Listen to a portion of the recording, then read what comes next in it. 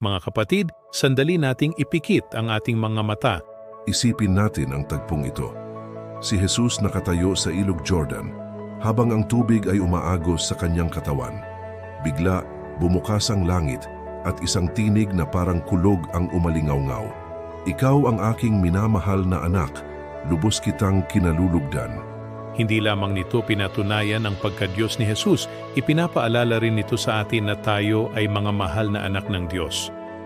Tayo ay tinawag upang salaminin ang kanyang pag-ibig at biyaya na nagiging liwanag sa mundong ating ginagalawan.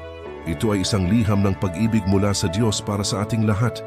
Sa sandaling ito, ang Diyos ay nakatingin din sa iyo at nagsasabing, "Ikaw ang aking minamahal na anak."